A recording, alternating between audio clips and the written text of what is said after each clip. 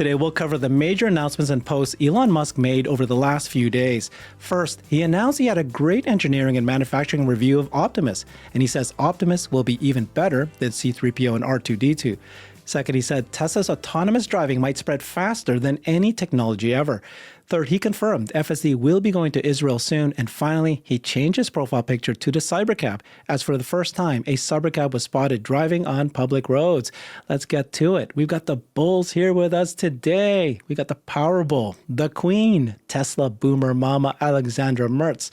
We got the Rational Bull, Mr. Incredible, Jeff Lutz, and the Options Bull, the Froyo Tycoon, Xander Sky. Tesla Bulls, let's assemble. Welcome, everybody. How are you doing? Hey, Herbert.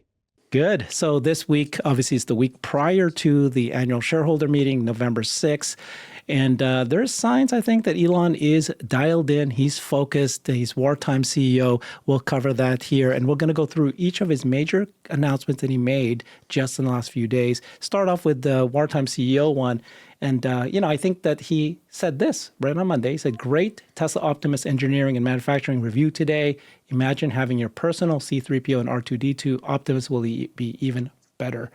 Thoughts on that, Jeff? What you're thinking about his focus? He keeps repeating that he's spending Friday nights with the Optimus team.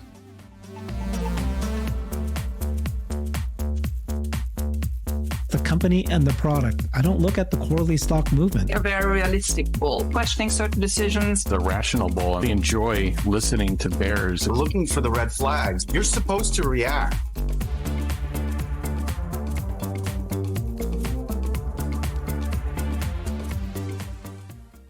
Yeah, I heard there's basically meetings almost 7 days a week in all hours of the day and night. It's these dedicated slots, focused slots of time with these teams where they go extremely deep on topics that are blocking, what end state would look like on these programs, what success would look like.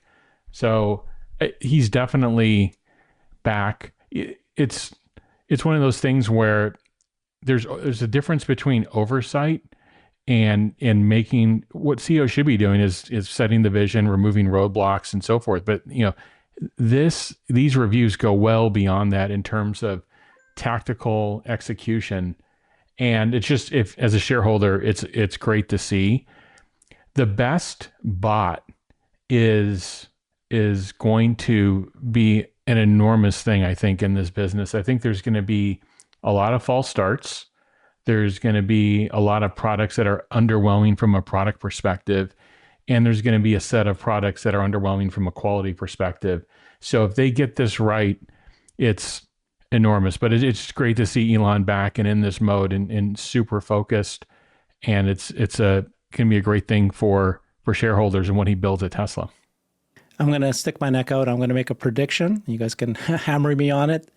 I think that Tesla will actually announce not just the Optimus, that they'll show sooner than later multiple form factors. He keeps referring to R2-D2. I think the difference between Tesla and all the other robot companies is that they think of it as a platform. You got bots on wheels. You'll have the humanoid form factor, which is huge. It's the focus. But they will also share an R2-D2 and maybe another form factor. Like, this is a platform that they're sharing. I don't know when they'll do it, but I think that they will do it. Again, he keeps referring to R2-D2.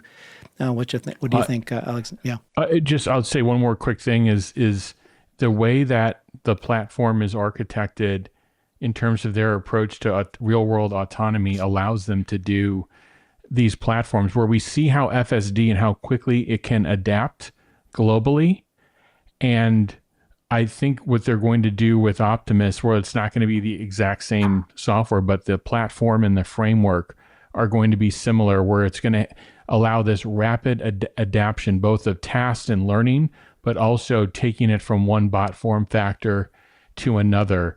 So I think when they're thinking about manufacturing, I think they're thinking about these core platforms of, regarding the actuators and the fine motor actuators. I think they're thinking about the supply chain in terms of these platforms, where once they get these platform elements right, what kind of body the humanoid or robot goes into is secondary to figuring out these hardware platforms, supply chain platforms, and then you have the autonomy framework, that platform over it. We've seen them run the play with automobile.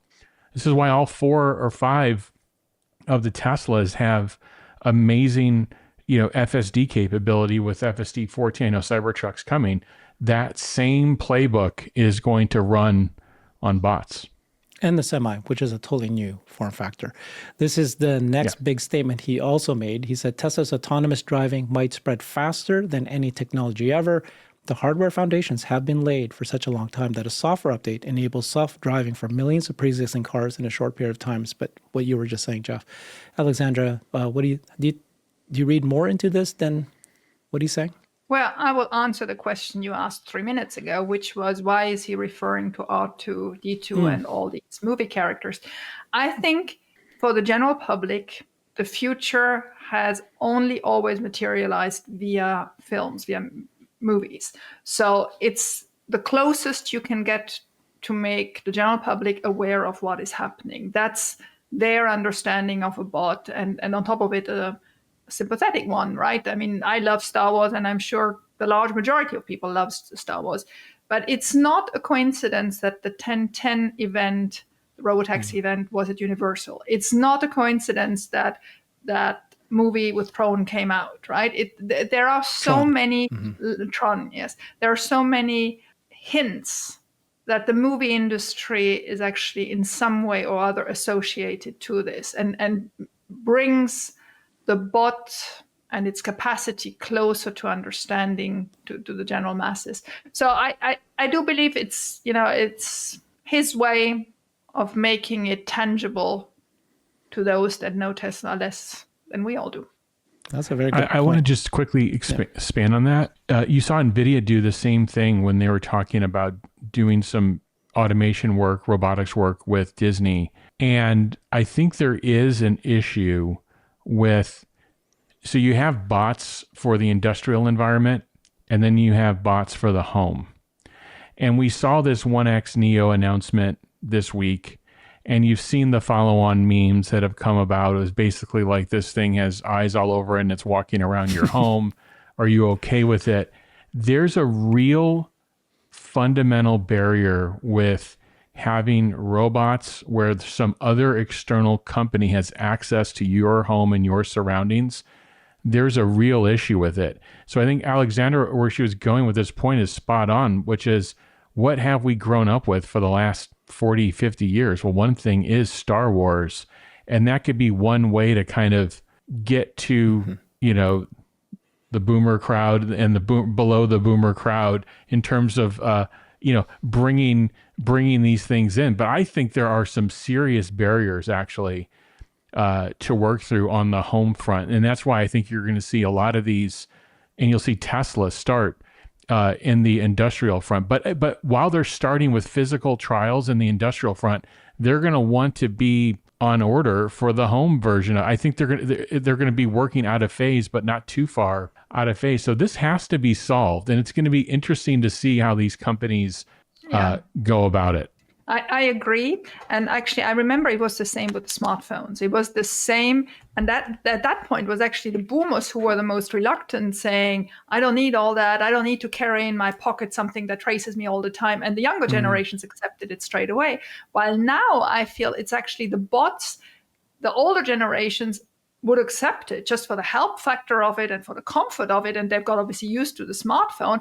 And it's now the middle-aged and youngers who are like, oh my God, do I want the bot in my house that's looking around, that's hearing everything, that's snoring next to me, whatever. So it's there seems to be a cultural shift.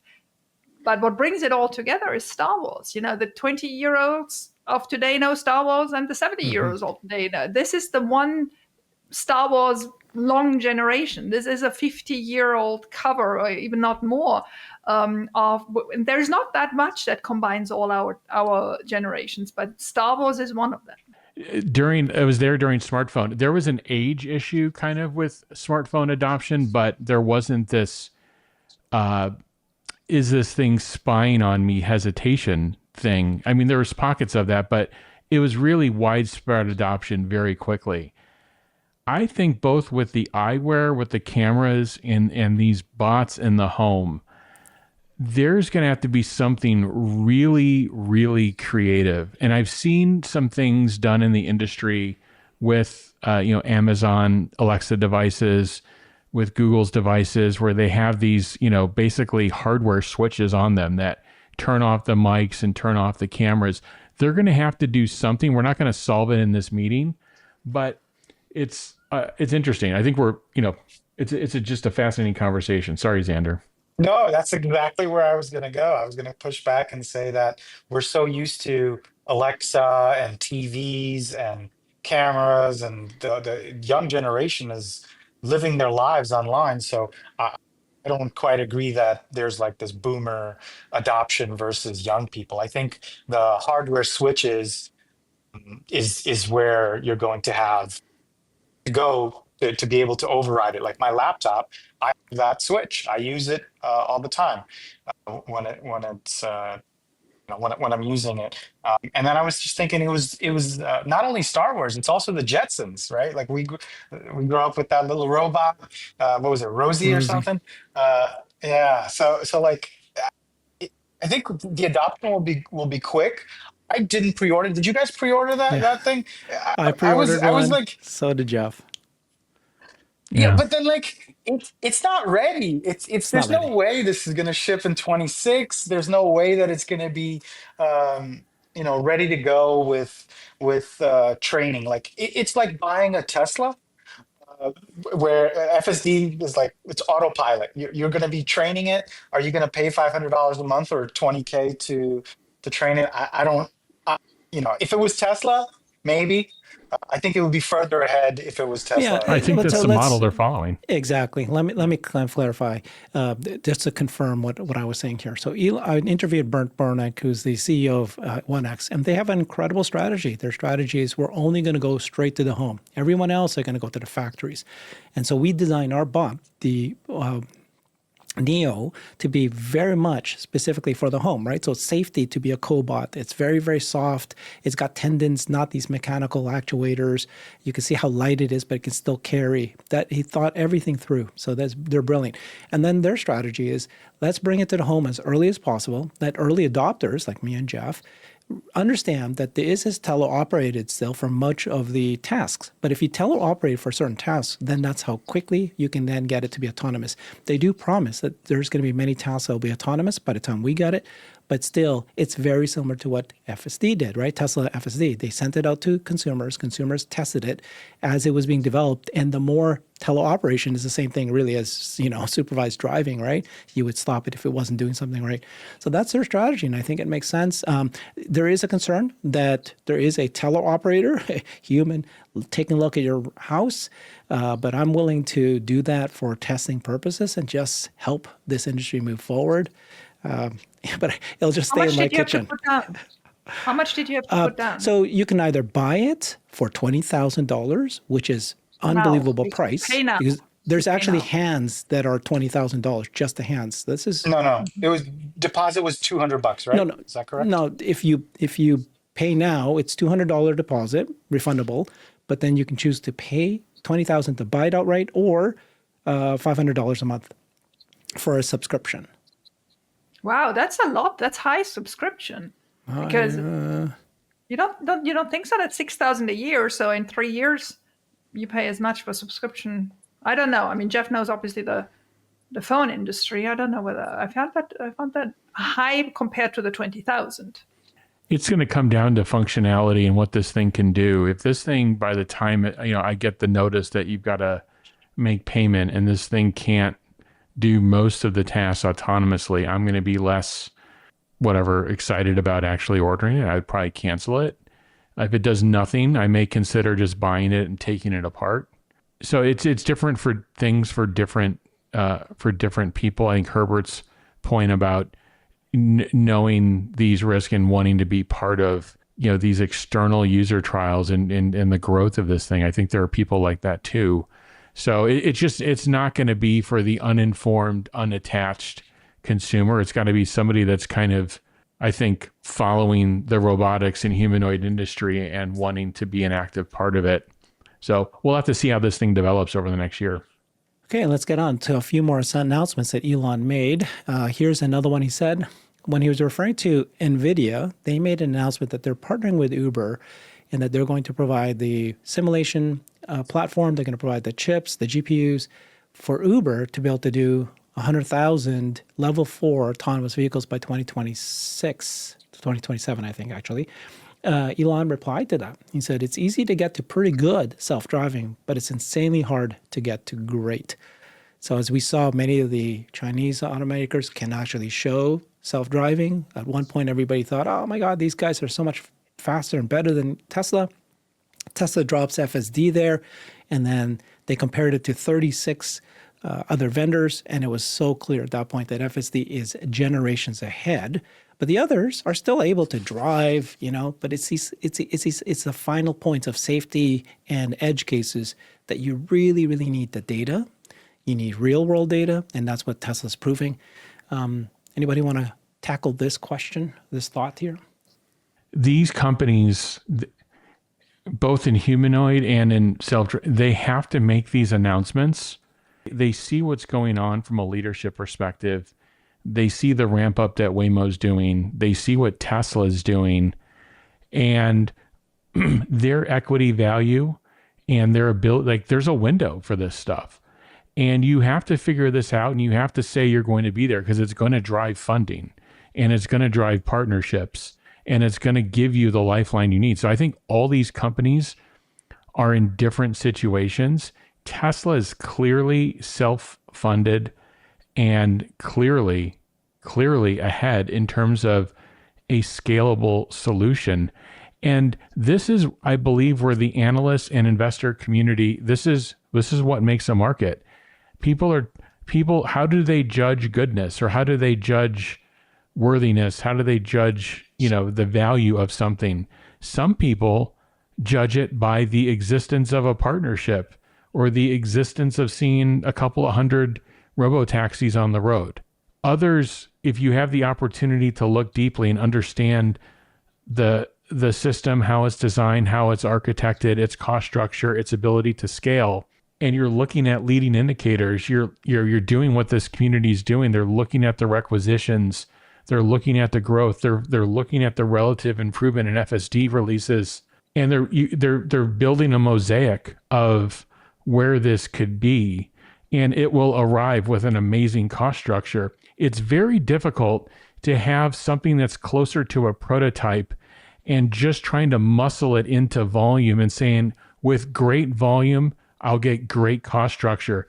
That's very difficult to do versus architecting something from day one and saying, I'm going to architect it with very good cost structure. And if I get the volume, those two together will be unstoppable. I think that's more of the position that Tesla is in. And to me, the other self-driving solutions are a little bit more of a hope of like, if I get the volume, and maybe it'll help get me over the goal line. I don't see it, but we'll see what happens. Just a panel question for the panel here. Where do you guys sit on competitors to FSD to robotaxi? Let's stick with that. Maybe you can have a 2-minute, a 2-sentence reply to where you think the competitors are. I mean, my attitude towards Waymo. I think Waymo is doing a heck of a good job in opening up new cities, which is great given, they have 10 years advance in that part of robotaxis. So I think it's a good thing they exist, and it makes it actually easier for Tesla with regulators and with administration of cities and states. So I like that. Do I believe that Waymo's solution is a long-term solution? No, I don't. Of course not. Yeah, I feel like Tesla's the turtle in the hare. You're just, they've been doing this for how many years? So then when they go to market, it's just gonna just dominate cities, and their ability to scale so quickly because of all the vehicles that are on the road. With a software update, you proliferate. It's just, I appreciate Waymo and Zoox and all of those guys, but I think once Tesla's ready and it's like truly solved and ready to go, it's going to spread so quickly. So we don't have anybody in the panel here who thinks that all the automakers will have a competing version of robotaxi within 3 to 6 months, which, by the way, it started in June 22nd, July, August, September, October. We're That's 4 true. months in. That's actually a question you should ask Gary. Where are they? They should be here by now. Yeah, that was the feeling. I mean, literally, that's what Gary Black said. So hopefully, I don't know, maybe he changed his mind or maybe he still believes that that's the case. I think the last post he did, he still believes that this will be a commodity, which again, it can be. It's just, it's like you can't compare apples to apples. There's. Well, when you're presented with that and you read stuff like that online, I would encourage people to really critically think and challenge those assumptions and do it in a respectful way. Well, why do you believe that? And what let's fundamentally talk about cost structure, system design, scale, and what all these things look like. And I know everybody may or may not be comfortable having that conversation, but I think more people are actually more capable of critically thinking. And some of these things are just so absurd on their face. I'm not going to one thing or another, but just some of these assumptions and conclusions are so absurd on their face. So I would just implore everybody, just critically think, logically think what's happening. Also challenge yourself, like challenge your own bull thesis and try to jump on the other side of it and look at it with a critical eye and just try to understand what's going on. But, Yeah. when you make those kind of comments about something as complete, this may be the most complex system design of, I don't know. I'd love for Elon to talk about the complexity of self-driving versus rocket launch, for example, and just to understand like solving self-driving for the world versus, rocket launch in the orbit and the complexities of the two. Maybe they're just different, but just the complexity involved with this in trying to compare it to a seatbelt or just producing another chunk of hardware. We have the data that says even in EV world that they could not produce hardware profitably, no matter how many announcements they did, no matter how many partnerships they did, no matter how many entrants from all different regions. And you just saw BYD's earnings today. I hope people are just trying to understand the difficulty in terms of what Tesla has accomplished and what they're about to demonstrate, I think, to the world on autonomy. So when I did ask that question to Gary Black, and I said, why do you think that, what is your reasoning why you think that all the other automakers could easily copy robotaxi within 3 to 6 months? He said, well, it's just like software. And it made me think, just like you were saying, critically challenge my own thinking that, let's take a look at LLMs, right? That is something that many companies just copied, and they did get it within time, quickly. And DeepSeek proved that they can leapfrog and catch up, and they're all doing that. So then I was asking the question, could you just use simulation data? You don't need the 6 billion miles that we've driven our cars in. You don't need the real world miles. You can just get away with simulation data. And then Ashoka Swamy did drop a video just a week ago, and he explained why he says that you can't just use simulation data. You need simulation data that's based on real world video in order to truly capture all the edge cases. There was a number of things he pointed out in his explanation of everything they did with robotaxi to accomplish that now made me realize, yeah, this is something that other car companies can't just copy. Hence Elon's comment saying that it's easy. It's hard to get to good. You'll get to good, but you can't get to great. To get to great is insanely hard. That's a difference. But it's probably worth a video, Herbert.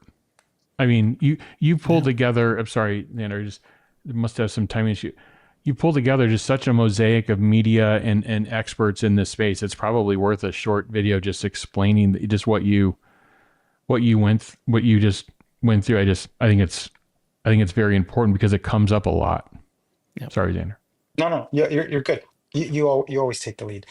But what I was thinking about is like it's not just the simulation data. It's about the input from the user, right? That's how the system learns. It's the reaction. We've been training the system, so it's how the human reacts. That's what it's learning. That's what it needs to, and you need a lot of this data to understand how humans react in those various edge cases. Okay. So some more news here about Tesla. What they did just this week was they announced an expansion in the Austin area, robotaxi geofence area in Austin. They expanded their geofence for the first time in 2 months. So you can see what it has been for a while, and now it's much larger. That's when Elon replied that Tesla's autonomous driving might spread faster than any technology ever. I actually don't think he was referring to robotaxi. I think he's just referring to autonomous driving, because he's referring to all of our cars. Pre-existing cars will be self-driving pretty soon. But still, this expansion is from 169 square miles to now 243 square miles. So that was interesting. And then the other one is the Israeli Minister of Transportation announced that Tesla's full self-driving will begin operating soon. And FSD in Israel soon. And then this is the announcement. And then this is Elon reply to him saying, cool, FSD is super convenient and increases safety significantly. So while everyone else, like Waymo's announcing this city, that city, this city, and then they did announce Japan, here's Tesla launching FSD in Australia, and now Israel and China and other countries. And then once you're using FSD there, the ability for them to launch robotaxi is a lot more straightforward than other car companies. I have an odd example from my Froyo background that Yogurtland and Menchie's opened around the same time in 2007. And Yogurtland went after Southern California and local, and Menchie's went worldwide. And Menchie's became the world's biggest frozen yogurt franchise because of this spread everywhere else, and let everyone else worry about the local and local grown. Yeah, no more comments on that one, guys?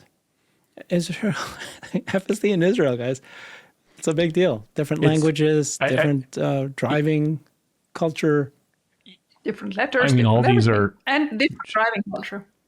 The rate of adaptation and expansion to me is key. I read somewhere that the leading robotaxi supplier took about 4.8 years to get to 8 to 10 cities. And if Tesla gets to their 8 to 10 cities, which there are multiple major cities already in California, if you think about it, and if they do get to their 8 to 10 cities by the end of the year, they would have done it in 5 or 6 months. So almost like a 10x.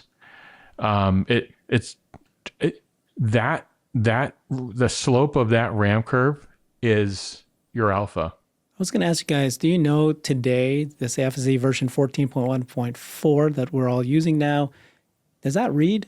Can that read signs, or is it the 14.2 that can do that? I don't know exactly. Like with certainty, like stepping through the code, talking to somebody from the FSD team.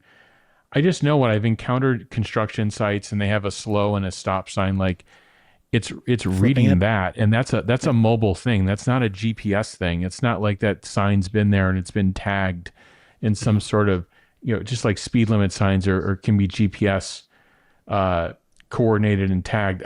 So it must be doing something. The question is, does it have its full functionality? I'm not sure. It's, to me, doing a little bit of an overreaction to sirens now in emergency vehicles, but I'd rather start there and bias in that direction versus biasing against inaction. I experienced a situation where there were railroad tracks and a bar coming down and lights ahead of a traffic light right behind it that was green.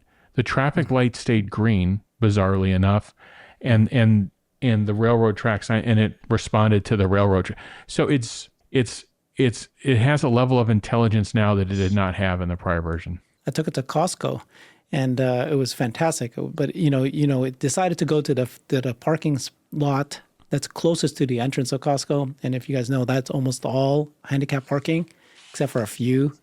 But the car went in, and it knew that these are handicap parking. So even though there was a few open, it didn't choose it. And it was trying to get into spots that there was one guy that had his red light, and the car thought it was going to back out, which I would have done too as a human driver, but it didn't move for so long. And eventually moved away. And I said, don't. He tried to keep going around this thing. I said, okay, let's not keep going around this. But I was like, wow, it actually knows these are handicap parking. So I don't know if it can read it, but it certainly knew that was the case. A lot of people are talking about pothole avoiding too. So that is also some sort of real-time capability. So we'll see. Yep. Okay, then the final thing here we got here is CyberCab. So this Elon posted this on a post, and he said he saw this at a meeting room. And it says the future is autonomous. It's spray painted, I guess, but it looks great. And then he made it his profile picture. So he changed that to that. And then of course we saw for the first time ever, a Tesla Cybercab was spotted testing on public roads. This is in Los Altos, California, which is 10 minutes away from Tesla's engineering headquarters. And as expected, at this stage, there was a person in the driver's seat, but at least the very first time we got a Cybercab spotted driving in the wild.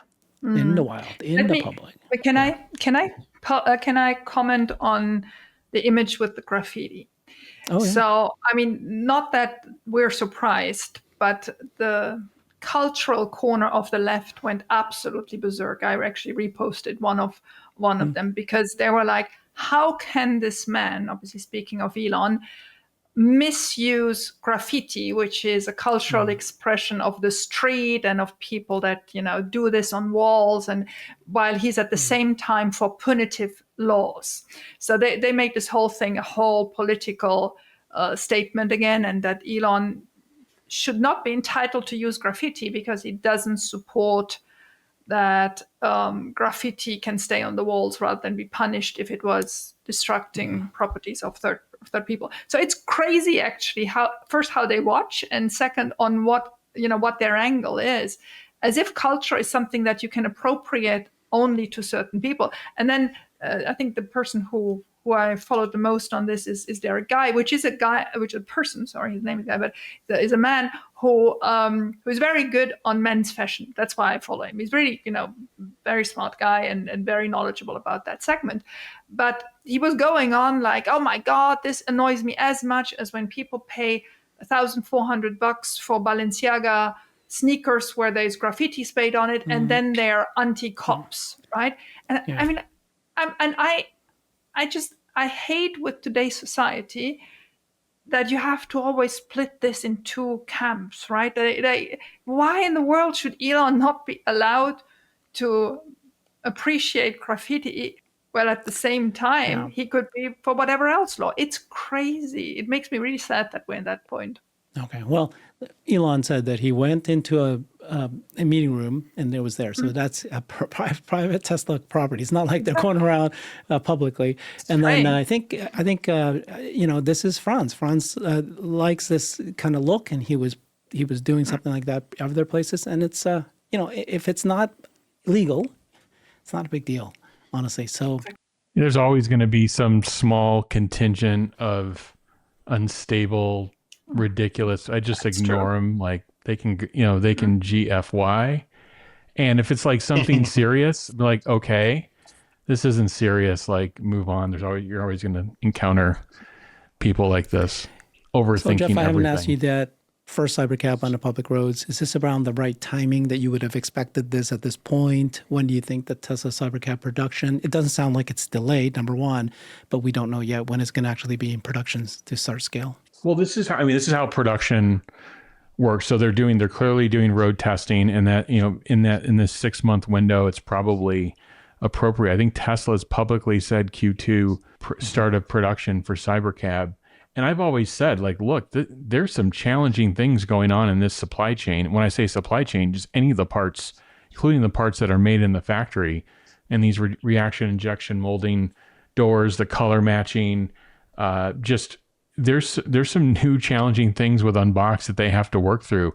So I feel like this is going to be a bit of a longer ramp up, but it should be out of our sight. It should be not within our sight as consumers.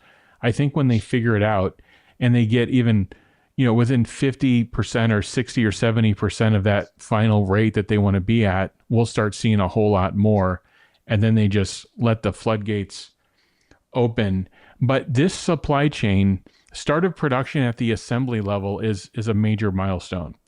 And I would not put that on a pull-in. I would listen to what the company says in Q2. But those battery packs, the cells, things that have sensors in them, have long lead time, those are actually starting now. And those are starting over the next couple of months. So think of the electrical systems that are involved with CyberCab. Those suppliers, that's kicking off now. So wafers for those sensors, everything's kicking off. That's in motion now. Then the mechanical supply base inbound to the factory will start in probably early Q1. And then the rest of the factory made components will start probably inside of Q1 as well. And then they'll start a production for final assembly in Q2, but along the way, they'll be doing pilot. They'll be doing, I would imagine a couple hundred vehicles will be produced, if not more, during this process. So this all seems rather normal to me. Yeah, that's good to hear that that's the case. And then finally, I just want to share that, there's lots of hiring. This is robotaxi operations managers in Orlando, Tampa, and Miami. Then you've got these facilities operators for cybercabs. Austin, it's happening. It's happening. We're on our way. I like this from Tesla Yoda too. Final point here. He said, for every new city, this is, if you want to know which city is likely to be next, it hires 6 key roles. And he lists out the key roles here. But look at all these people that they're hiring to support robotaxi. So if anybody thinks that this isn't real, it's not nearing launch, well, they're hiring people. It's coming sooner than we thought. Okay. Any thoughts on, the confidence you guys have on robotaxi at this point? They expanded it. They said that Elon said we're going to get to 8 to 10 metros by the end of this year. We're already in October 30th, right? When we publish this, it'll be tomorrow, October 31st, actually. But then, you have basically 2 months. You guys think that he'll hit his 8 to 10 cities by the end of this year? No. I didn't believe either that he'll have half the population covered, and I said it straight away. So Elon's timelines are Elon's timelines, and I think we've all learned to put a little bit of water in it and take it with a grain of salt. But I do believe the attention is there. So what he does, and actually Lars explained that when he was talking about the development of the Cybertruck, he gives his teams a very sharp deadline. When he comes back and sees they haven't made enough progress, he puts that deadline and cuts it in half, even shorter, right? That's his way of managing people. Now, is that fun for everybody? No, I'm sure it's not. But that's how you get to the results we're today. Tesla is the leader in every industry they're trying to tackle. SpaceX is the same. X, in a certain way, has already been the same. It's become the same as well. So, with that in mind, whenever he gives you a timeline, pour some water in it. Relatively, we're going in that direction. There you go. Okay. Jeff. Go ahead, Jeff. What do you think? Okay. Can I just tell you that almost every company I've worked with, this happens where the senior leadership team, they want to inspire the teams to do something that they haven't done before. Great companies do this, I should say. Maybe it isn't everywhere, but this happens a lot where there's an incredible set of goals put on the team. The difference here between that, what happens in normal corporate consumer electronics, industrial electronics, all over the world, is every single detail is not public in front of 200 million people on X.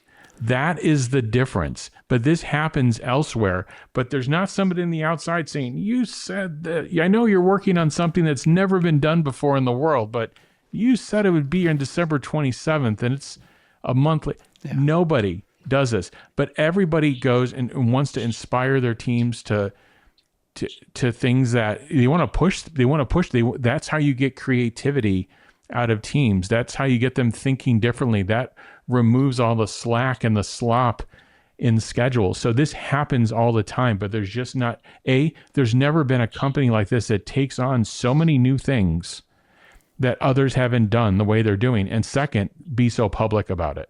Wisdom of the crowd here. So we got the 4 of us in the panel. Alexandra said she does not think Tesla will hit 8 to 10 cities, metro cities by the end of this year. What do you think, Jeff? I don't actually, what's the count now? There's San Jose, there's San Francisco, there's Austin, there's, how many other cities in California are covered? I don't know. I don't know what the count is now. I thought it was a handful. So I don't know. it's possible, but it's probably going to be line to line. Yeah, and then possible.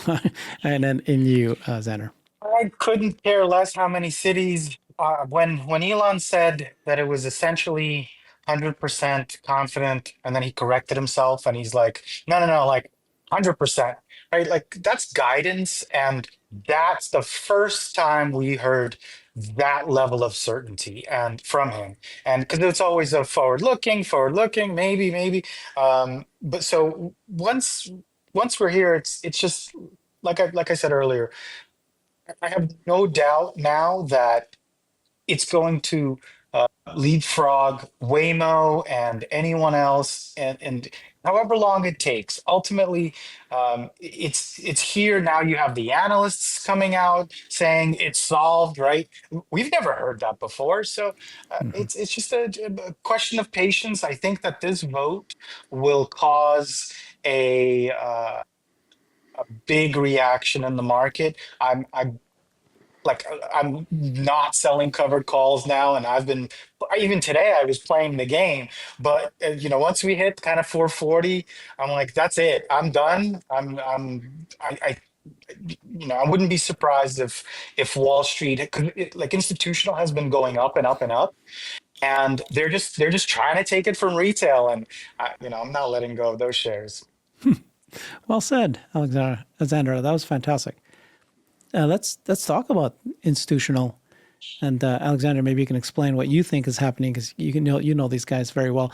As Xander said, you had Morgan Stanley come out and saying that they believe, they're calling it, autonomy is solved, and I think we all agree with that. And just a matter of time for rollout, and a matter of finally getting the 14.2 and others. Then you have, I think, 11.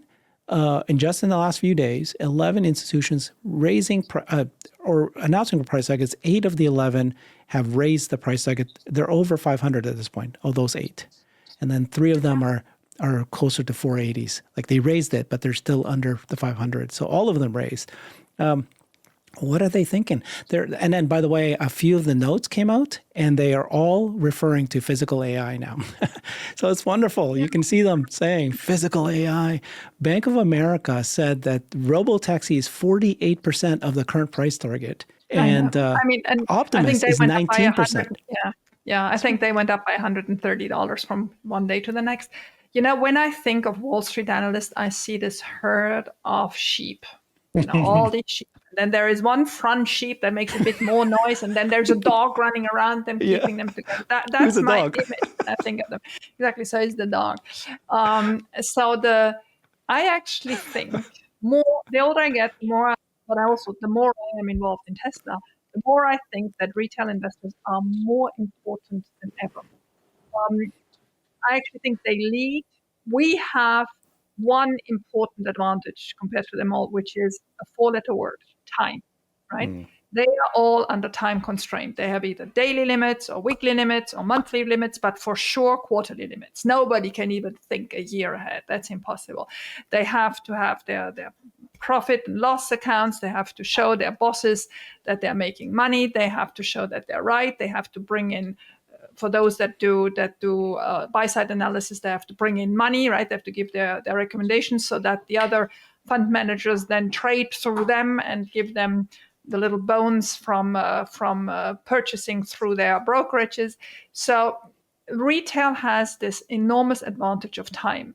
Now, up to a couple of years ago, everybody always thought that the big guys at Wall Street actually used retail, right? Were the ones who front run and then left the crumbs to retail. I think it's actually today the opposite. First of all, we are better educated because those that have a favorite stock have much more information at their disposal. I mean, what we're doing for Tesla, no professional does. The professionals actually turn to us. I don't know whether I've told you, but I have been talking to professionals a couple of times. I'm not taking any money for it, even though they would pay for it. But and I'm doing it again in a couple of weeks, because they just feel that about shareholder rights, governance, and whatever. There's nobody else out there, which is ridiculous, because there are so many people in the governance field who should know the little I know, right? I mean, it can't be true that it's me. But that really, proves how superficial their knowledge is. And so what happens with superficial sheep? Well, what happens is the guiding sheep, in Tesla's case, that is in lots of cases Adam Jonas. And I did at one point a real analysis on how he pulls the different teams from Morgan Stanley together. You know, he was very early to bring the AI team to the Tesla desk, not only the car people and all that. And so he's the leading sheep, still a sheep. He doesn't even know how to do a conference call and get his voice heard, but he's still a sheep. But I give him the leading sheep. And then once he has it, then all the little bells in all these superficial sheep ring, and they go like, okay, AI, and then 130 up from one day to the other. It's ridiculous. It's absolutely ridiculous. But I think we're all seeing through it now. We're all seeing through it. And I actually want to be nice for once.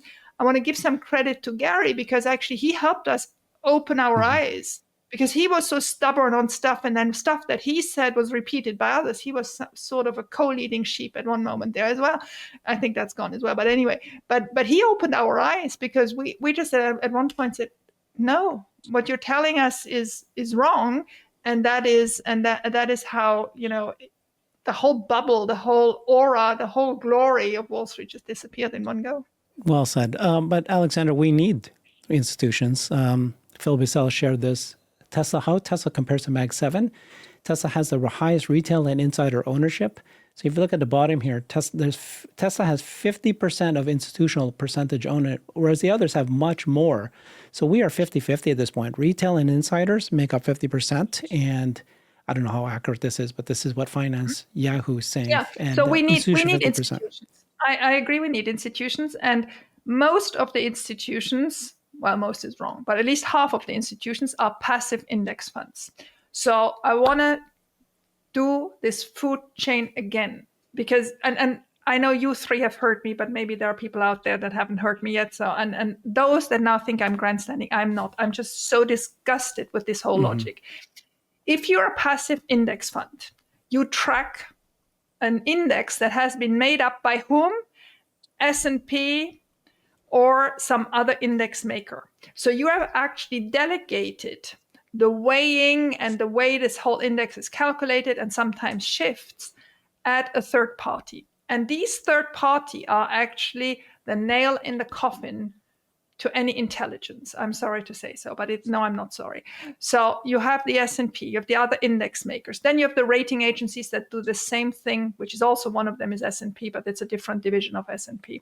Then you have the journalists, which actually often also collides, because S&P also has some newswire agencies and all that. It all comes together, right? And then you have what Elon talked about last week in the earnings call, the proxy advisors. All these form what I call the mafia of information and the mafia of Wall Street, because you feel the big guys are the Vanguards or the BlackRocks or whatever. They are because they're actually through those cheap ETF passive investment funds holding the voting rights. The power they have is your votes, your money's votes. When you are in a 401k that only allows you to go into ETFs, or that you can't even manage yourself, they are seeing your money and they're having your voting rights. But the ones that are really behind that, holding the strings and pulling them, are these mafia people, the S&P people and all that. And that's where we have to do much more lobbying. And not only for the sake of Tesla. These people have much too much power. Proxy people, the index people, the rating people, and a certain group of journalists who then repeat and give all this the importance it has. And that's what is so fundamentally wrong with the current system. And I'm not, playing Robin Hood of the financial world. It's just I've seen this. I've been a player in it. I've been an active player in it. I've had my own rating agency. That's how absurd it is. I was the co-owner of a rating agency. And I've come all this way to now see it as an investor. And I don't know yet, how we can raise awareness of it, but we have to raise awareness of it, because that's where the crux of the whole thing is, because there are so few. It really goes down to a dozen names. That's good information to share. So let's get to shareholder voting, because that's a good segue. Alexandra, this is the top 5 largest shareholders, excluding Elon. And this is how they voted in last year's 2018 pay package. You had Vanguard, BlackRock, State Street, Fidelity, and JP Morgan. You can see this. Vanguard 4, BlackRock 4, State Street against, Fidelity 4, and JP Morgan 4. In this list, which ones do you think are going to say, are they going to stay this way, or are they going to some flip? Very, very likely that they stay the same. We actually did a chart. I don't think you have it prepared, the one where we compared how they initially voted in 2018 and then how they voted for the ratification in 2024. I think there was a lot of lobbying going on from Tesla's side. I know it actually because they told us afterwards that they went, see the Vanguards and the BlackRocks of this world and pitched them and went there and, explained why it was so important. So you have to know these big groups, they don't depend on proxy advisors. They have their own rules and they have their own departments where these votes are decided, and then they vote on the very last day. When Robin Denholm was this week, Monday and Tuesday, on Bloomberg and on CNBC, she was in New York, and she said in one of those interviews that she is in New York to see with 2 other board members, and it cannot be board members that are currently for re-election. So it cannot be Kathleen, it cannot be Ira, it cannot be Joe Gebbia. So I think she was with James Murdoch, and I don't remember who was the third one. So 3 of them did a tour of these big banks and asked them to trust the board's recommendation to vote with them. And I do believe these big ones, the way you showed them, with the exception of State Street, will follow that. Now, the problem this year is that our shareholder meeting is so late. It's in November because we had the special committee to get to the point that they were prepared to now do finally a meeting. Remember, last year it was in June, so typically it would have been in June, but it got delayed until November. When you have it up to end of June, which is 95% of corporate America has their shareholder meetings in the first 2 quarters, usually in the second quarter of the year. Then on the 30th of August every year, all these funds have to do a SEC filing of how they voted for all their proxies. Okay.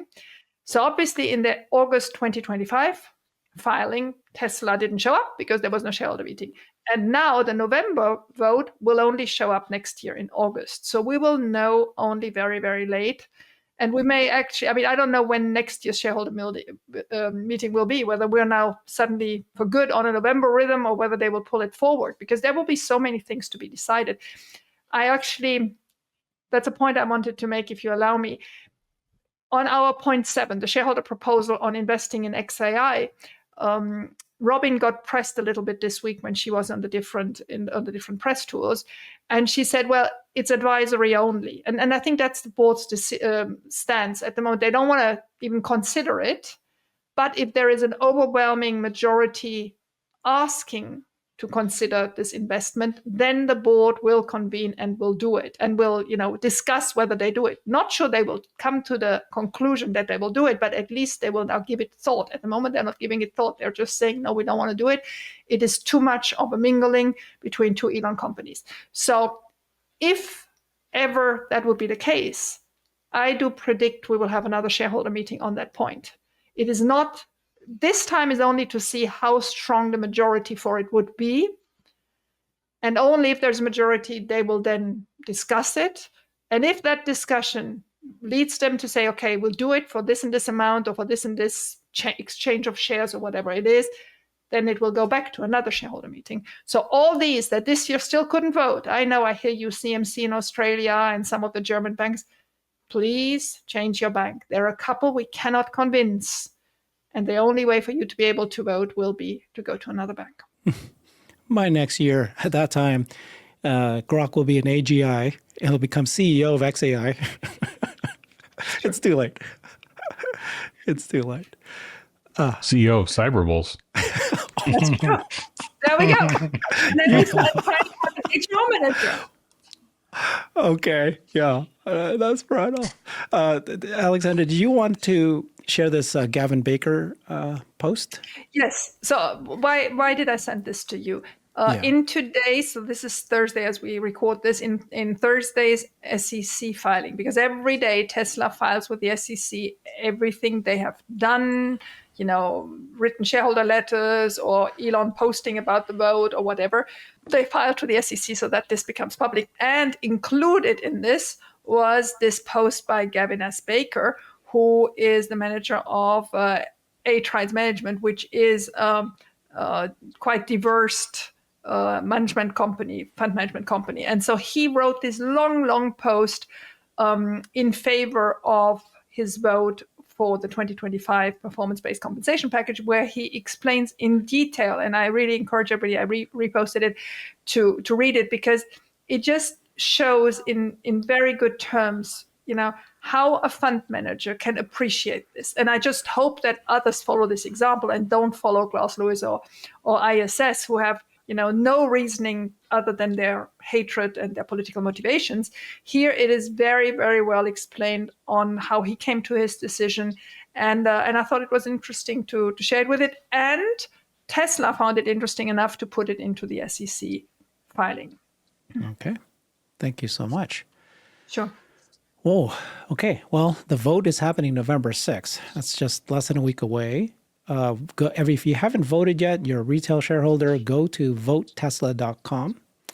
DM Alexandra. I'm sure she loves receiving us.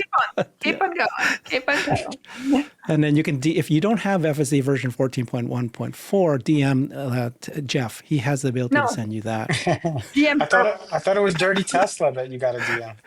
Yeah, it's been transferred to, the powers are now with Jeff. Are you trying to get us all spammed, Herbert? Yeah, that's what he's doing.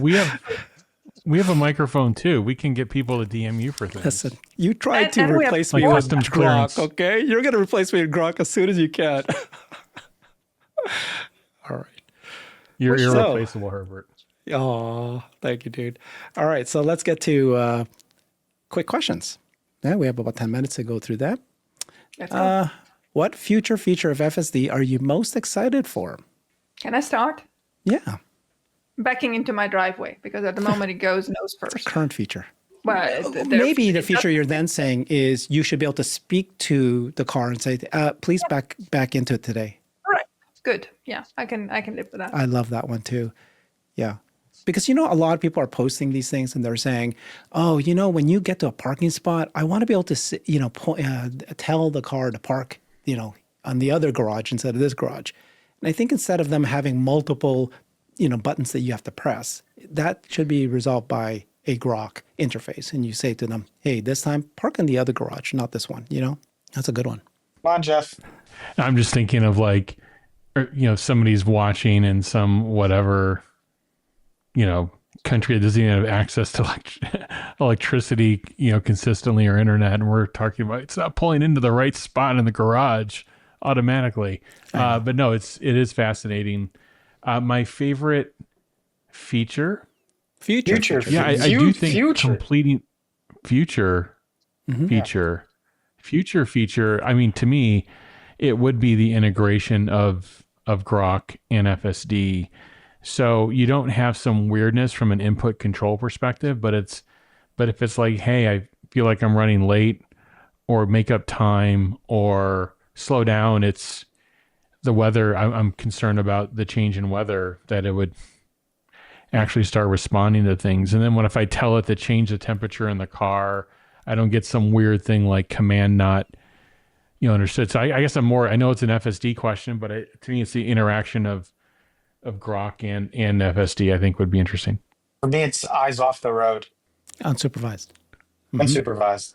That's my, to get your time back, to be able to text, answer emails, look at your kids, look at the side, right? Like look at the surroundings without being yelled at. Most exciting. Me, it's the App Store. So, at some point, they're already showing it now, right? Xander, have you done this? You go to the Tesla Diner in California, and then as soon as you get close, the screen changes and it becomes a Tesla Diner screen. Yeah, you're wearing it. And then you can actually order right through that. But you can imagine where this is going to go, right? Anywhere you drive, not only the screen will do, but you can actually verbally order. It's better than that, Herbert. Yeah. It's better than that. When you leave, I left from home. I drove to the diner. So I left in Santa Barbara. It was going to be a 2.5-hour drive. At home, it already said to me, upon arrival, what do you want to eat? So just the fact that I put the address in, I said, no, I'm not, I don't want to order now. And then it reminded me about half an hour before arriving, my. do you want to order now so that it would be ready and warm and, Yeah. ready at the moment when I arrive? Wow. Yeah, they know when you're going to arrive. So why, Yeah. you could order ahead. They won't prepare it until it's time. But that is going to be everywhere, hopefully, right? Maybe. It's like Starbucks, McDonald's, every company. It'll be there when you, right? Okay. It feels like a glimpse in the future. Yeah.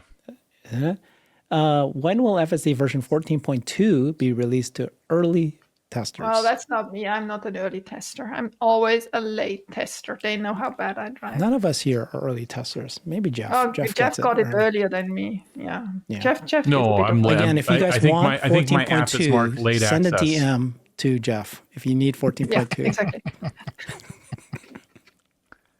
Listen, can send him a Herbert, DM, this and it doesn't spamming do thing, much. this is a new thing. He doesn't do much, so don't send him a DM. Any guesses? Just make a guess. What do you guys think? I mean, 14.2. So we November. got 14.1.1.4. That's now wide release to the people who asked advanced. You're saying November, which is this month? Oh my gosh. I say Yeah, I'm there. January. Yeah, Ooh, November 5th, No. the day before the. No. Just kidding. No. Just- 14.1.4 is not good enough. No. January. No. Oh my gosh. Okay, you're way too far, I think. Christmas? I agree, November. Well, if I win this, what do I get? Nothing. Coffee? I don't know. All right. It's a coffee bet, right? What are the biggest challenges for Tesla in 2026? So I know that most of us, especially you, Alexander, you've already said many times, 2026 is the year. All sorts of things are happening. But what about the challenges? What could slow things down? Regulators. Yeah. So you're on regulators. Yeah. For like specifically, right? Are you specifically saying that right now there's a restriction that if you're a robotaxi company, autonomous vendor, you can only make per manufacturer 2,500 autonomous vehicles, and that's it. That needs to change. I mean, there is a that the law. one? There is a law proposal in the House, I think, or did they start by the Senate? I don't remember. I posted about it a couple of weeks ago. I think the likelihood it passes is currently at 3%, because whenever they put those proposals in, there is a likelihood to pass 3%, to increase that number to, a couple of million. Ooh, yikes! Yeah. So regulators. And what do we don't know do? it. What are we going to do? Isn't the administration, isn't it in the best interest of public safety to increase it? Let them do the ballroom, and then he does peace talks, and then he has time to do that, one after the other. It's too early to call the big boss. Okay, so you think it's regulation? But I say it again, I'm glad that Elon and Trump still get along, because that is probably our biggest chance for an acceleration of regulations. Okay. Because I think Trump wants to understand it. Trump has a lot of respect, President Trump, for Elon. He says it again and again, even at the worst moments when Elon was yelling at him, right? President Trump, who is usually the first one to lose his temper, never lost his temper, always smoothed it down, and always keeps on saying he's a great guy, he's our biggest asset, he's the best innovator. And I think when FSD is ready for prime time, which I feel it's not yet, I may be the only. I mean, I think it's fabulous. I use it all the time. I don't drive, but I do believe there is still a step to be taken. When that step is taken, I think we will have to kiss the ring, and then see what happens then. Okay, Jeff, biggest Bend- challenges bend the for knee. Tesla for 2026. Well, you're the queen, Alexandra, so you can make it happen. Make it so. Yeah, because I get everything done right. I just think the number of firsts that they're introducing in 2026 is the challenge. First, driverless production vehicle, cybercab, brand new manufacturing method. First, this Roadster is going to be this insane vehicle if that gets introduced. Who knows? Obviously, unsupervised autonomy. An expanded robotaxi network, and the associated ancillary things of charging and cleaning, and which could be handled manual right now. We'll have to go to some sort of automated form by then. So and of course the regulatory, that's a very valid piece of it as well. It's just a number of new things that they're doing, and that should excite you as an investor or somebody following the company, that this company is not going after derivative things. And don't let people confuse you, and don't let people everybody's going to have a humanoid, and all these companies have robo-taxis. You have to understand the distinction and the difference. There's only one iPhone for a reason. And if you look at the margin share of that product, don't let people confuse you to say there's 1,000 different phones, because there are. But there's one that's, selling, 200 million or whatever a year, and that's kind of a big deal at those margins. So yeah, just the number of new things that they're doing is mind-boggling. I think it's a great question. I mean, regulatory is what popped into my mind, but for me, it's really black swan, which I just don't know what it could be. I was actually excited when Elon stated that they're now certain, and now the headwind has been removed, that they're going to scale production.